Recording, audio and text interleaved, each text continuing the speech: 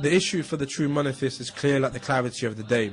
As for those who delve into such grey and cloudy areas, and whose hearts are short-sighted, and who cannot see the magnitude of the sin involved in it despite the conciseness of the Quran, then we say to you, as said by the noble messenger sallallahu alaihi wasallam, and whoever fears the grey areas, then he has cleared himself in his religion and honor. Truly every king has a sanctuary, and truly Allah's sanctuary is his prohibitions. As for the true believer, then we say to you, remain patient and steadfast, place your affairs in the hands of Allah, and He will take you forth from your discomfort, as Allah subhanahu wa ta'ala states. And whoever fears Allah, then He will provide for him a way out. وَمَن يَتَّقِ اللَّهَ يَجْعَلْ لَهُ مَخْرَجًا. Ibn Qayyim rahmatullahi alayhi states in his book, I'lan, At-Taghut is all that a servant exceeds the boundaries with, from that which is worshipped, followed or obeyed.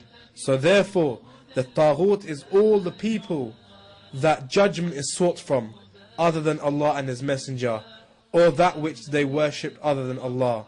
وَالطَّاغُوتُ كُلُّ مَا تَجَاوَزَ بِهِ الْعَبْدَ حَدَّهُ مِن مَّعْبُودٍ أَوْ مَتْبُوعٍ أَوْ مُطَاعٍ فَالطَّاغُوتُ كُلُّ قَوْمٍ مَّن يَتَحَاكَمُونَ إِلَيْهِ غَيْرَ اللَّهِ وَرَسُولِهِ أَوْ يَعْبُدُونَهُ مِن دُونِ اللَّهِ. Therefore the transgression of the one who rules by other than Allah's law is due to the following points. Number one, his claim to have the right to legislate. Number two, the worship of the people towards him by seeking judgment, obedience and the acceptance of his legislation. Allah the Most High states, have you not seen those who claim to have believed in what was revealed to you, O Muhammad sallallahu alayhi wasallam, and what was revealed before you? They wish to refer legislation to Taghut, while they were commanded to reject it, and Satan wishes to lead them far astray.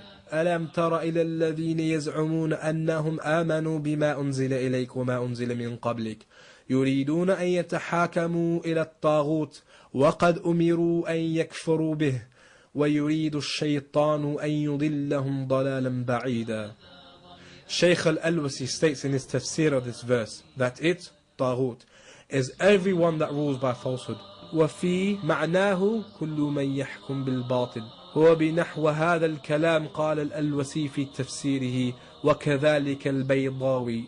Ibn Kathir explains this was revealed in relation to a group of hypocrites who confessed their Islam yet desired to seek the judgment of Jahiliyyah. في جماعة من المنافقين ممن أظهروا الإسلام أرادوا أن يتحاكموا إلى الحكام الجاهلية.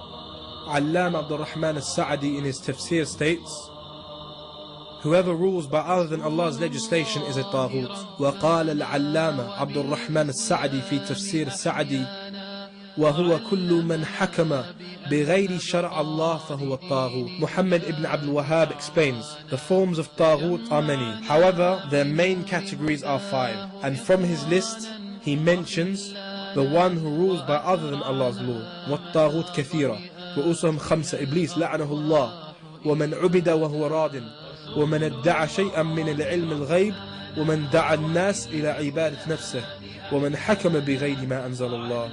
The evidence is illustrating that judging by man-made laws as kufr and shirk are ample. Only an ignorant person who has disbelieved in Allah would argue otherwise. Additionally, Sulaiman bin Sihman states in Durr, At-Taghut comes under 3 variations: Taghut of hukm, legislation; Taghut of worship; and Taghut of obedience and following. Behind not rejecting in false deities. Allah has obligated kufr bit Taghut, rejecting the false deities, on every single individual. It is seen as a cornerstone of one's faith, to the extent that it's deemed void if he fails to do so. As the verse states, if you join others in worship with Allah, surely your deeds will be in vain, and you will certainly be amongst the losers. وَلَقَدْ أُوحِيَ إِلَيْكَ وَإِلَى الَّذِينَ مِنْ قَبْلِكَ لَئِنْ أَشْرَكْتَ لَيَهْبِطَنَّ عَمَلُكَ وَلَتَكُونَنَّ مِنَ الْخَاسِرِينَ. Therefore, for one to ensure his faith is sound, he must take the step of rejecting these false deities. As explained above, it's evident that these legislators are false deities and should be shunned in protest of our rejection of their ways. In referring to the verse Nahl 36, Muhammad ibn Abdul Wahhab clarifies, be aware, may Allah have mercy upon your soul. The first thing Allah has obliged the children of Adam with is the rejection of the false deities, al-kufru bit-taghut, and the iman in Allah. And a person will not be a Muslim except by rejecting the false deities. even if he prays and fasts. Furthermore, a monotheist is never a monotheist except after having disavowed everything that is worshipped besides Allah, even if he worships Allah.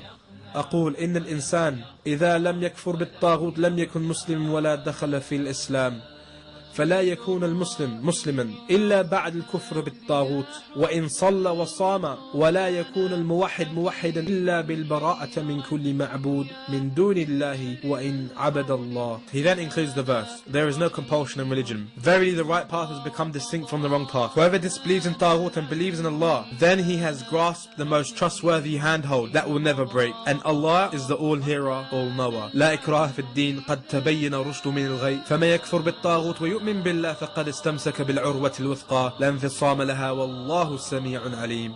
Shaykh Abdul Rahman bin Hassan concludes in Dur al-Siniyah. The verse illustrates that there cannot be a servant that holds to La ilaha illallah, i.e. the Shahada, except if he rejects the false deities. And Shaykh Shanqiti states, and whoever does not hold to the trustworthy handle, i.e. the Shahada, then he has withdrawn from Iman, i.e. the status of a Muslim. It is not possible for Iman in the Taghut and Iman in Allah to be combined, as Kufr bit Taghut is a condition of Iman in Allah subhanahu wa ta'ala, as explicited in the statement of Allah the Most High. Shaykh Abdul Rahman bin Hassan states, the scholars from the Salaf and the Khalaf, those from the companions, the Tabi'een, the Imams, and all of Ahl Sunnah are in agreement that a person is not a Muslim except by being free from shirk and having bara from it and whoever commits it. جمع العلماء سلفا وخلفا من الصحابة والتابعين والأئمة وجميع أهل السنة أن المرء لا يكون مسلما إلا بالتجرد من الشرك الأكبر والبراءة منه وممن فعله. Therefore we say, is propping up a false deity expressing your disassociation from shirk and having bara from it and whoever commits it? Shaykh Nasir al-Fahd states, verily Allah, glory be to him, has placed al-kufr bit-taghut and al-imanu billah as a condition for one entering into Islam. Inna Allah subhanahu sharat al-kufr bit-taghut ma al-imanu bihi lid-dukhul fil Islam. What does rejecting the false deities mean? As stated in Dur al-Siniyah, Muhammad ibn Abdul Wahhab explains, as for the description of rejecting in false deities, then it is that you believe in the falsehood of that worship.